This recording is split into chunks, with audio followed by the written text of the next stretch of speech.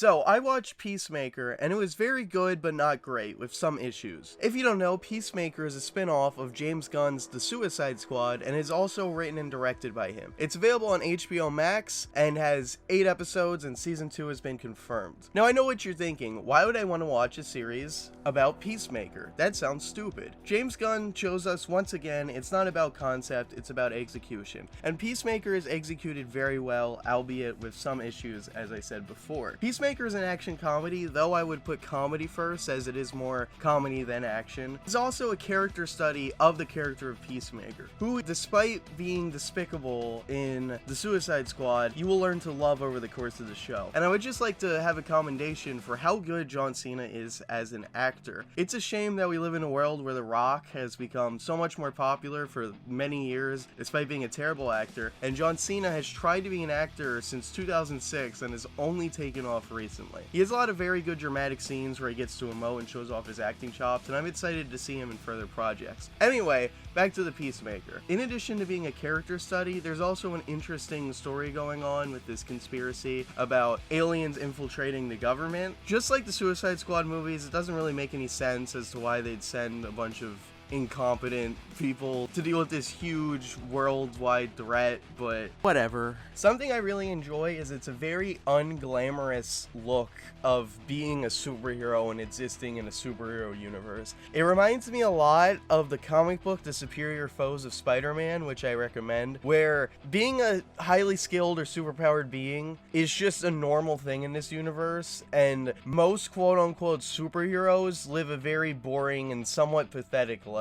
Peacemaker starts off as a very pathetic character. You really see how beyond the veneer, tough, I love America, the ends justify the means. There's a very insecure character, and the later episodes build on it. The show isn't all about Peacemaker though, and I would really call it an ensemble. I do have an issue with the writing of the show. Characters will be extremely stupid for the sake of a joke, and the dialogue feels interchangeable between characters regardless of their previous characterization. Like someone who has no problem understanding metaphors in one scene will suddenly be confused and hyper-fixate on a specific thing and misunderstand something. People will randomly turn into Drax, and characters will be dumber for the sake of a joke so they can have banter with each other, and it just gets really annoying. I wish that the characters were more consistent with their comedic voice, as opposed to whenever the comedy starts, them all basically being the same character. Worst of the worst is these cop characters who have a subplot who are just constantly delivering the least funny one-liners I've ever heard in my life. And it is just terrible. Anytime it cut to the cop subplot, it was just awful. Vigilante starts off the show as someone who's naive and doesn't really seem to understand what's going on, but is not a complete idiot. He's socially awkward and a complete psychopath. He reminds me a lot of comic Deadpool, where they play up like the crazy angle, and he's a very enjoyable character. But as the series goes on, he gets more grating and stupid to the point of absurdity, where it seems like he would barely be able to function in society. It's not helped that he doesn't have any character development during the show.